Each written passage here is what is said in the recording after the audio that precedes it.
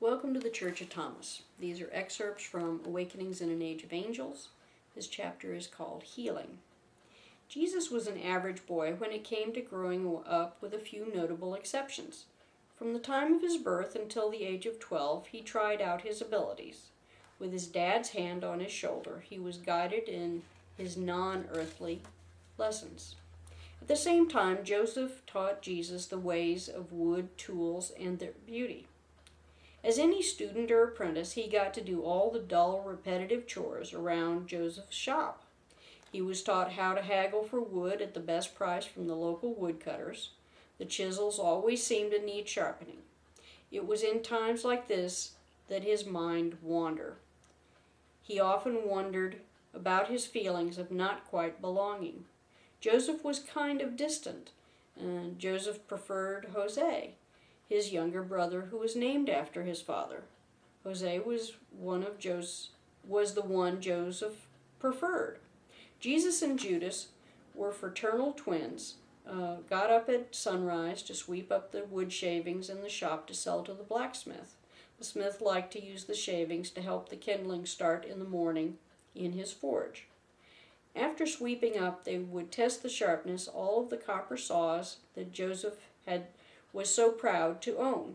Joseph had discovered and purchased the saws in Egypt and when the family was in exile. He also had the newest iron Roman push saws. Every tooth on the saw was canted just right. Each tool in the shop had a favorite use when Joseph planned a project. After they checked everything, they lay out the chisels and saws and scribes. They dipped water from the roof barrel to fill the working tanks. Some of the projects required that the wood be softened by soaking in water first. This soaking was to make the wood more pliable. By this time, Joseph would be getting back from deliveries and getting new orders, if any. Judas would have to nudge Jesus sometimes when sharpening projects started to go very wrong. What Judas never realized was that Jesus was not daydreaming, he was talking to his dad. It just felt so good and right that the sharpening just did not seem important to Jesus. His dad chided him to do honor to his work for Joseph as well. Jesus was reminded that there were lessons in work of the hands as well, that someday doing multiple things at once would come in as naturally as breathing. Jesus always wondered why he never got a switching like Judas got. He just thought it was because he was older by 20 minutes than Judas. Judas never seemed to mind. Judas thought it was great that Jesus would argue for leniency with Joseph on Judas's behalf when he misbehaved. That and his love for his twin were why he nudged Jesus when his focus drifted. When all the chores were done, they would be allowed breaks to go play. They wrestled, threw rocks, climbed trees, skinned knees, etc. Jesus was fascinated by the story of David and the battle with Goliath. Being of the tribe of David was a source of pride for both Jesus and Judas. They took turns using a homemade slingshot. There was a dead tree just out of town. This tree had lots of twigs and small limbs that were perfect for trying to hit with the rocks that they slung. Jesus was better than Judas, but both could hit and knock off some of the smaller limbs. One day they were practicing their aim when a small bird landed just as Jesus' missile hit the high side of the limb. The bird was struck dead and fell to the ground. Immediately Jesus felt great remorse. He was 8 years old at the time. Judas could not understand why Jesus was crying. Then he saw Jesus pick up the small, still form from the ground. He was crying because his dad had just told him that it was not the time for this little one to die, that its body was already growing cold. As Jesus held the small bird, he visualized how it had looked so pretty when it was alive.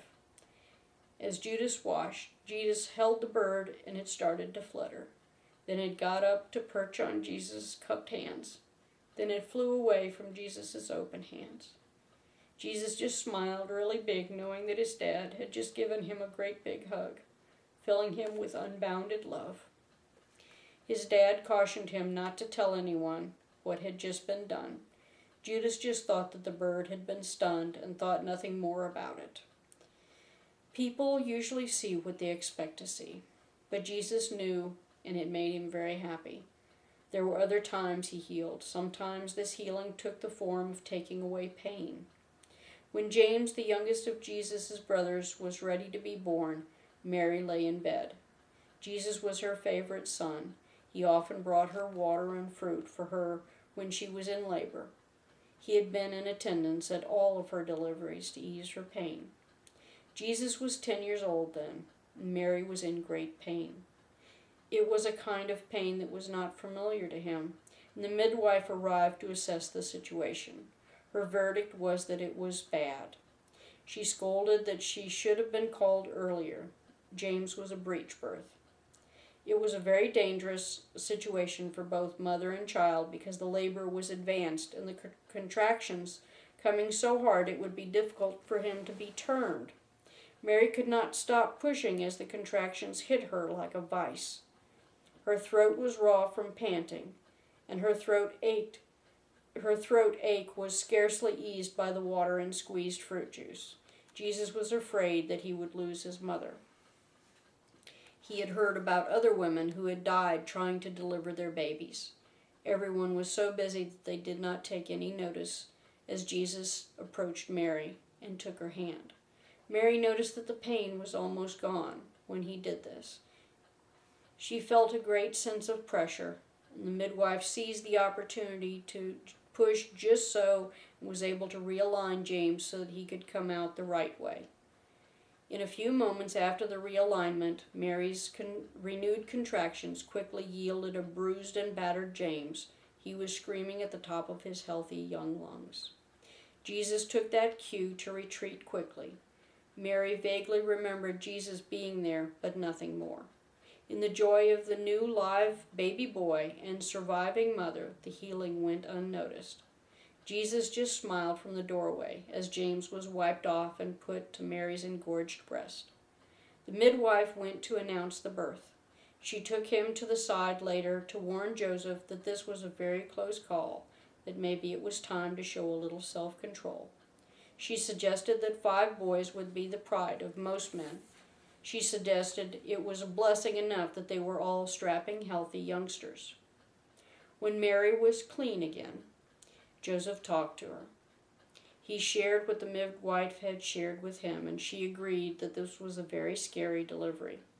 Mary said that she could deal with abstinence if it was Joseph's choice as well. She wanted Joseph to be happy too. She had grown to love him for his gentle and good man that he was. He was a patient father, and he never let them go hungry. She laughed that 5 was plenty for her to keep up with as it was. For the next 6 years, he slept in a different bed. Both Joseph and Mary were faithful to the day of his death. Joseph was proud and satisfied with his 5 sons.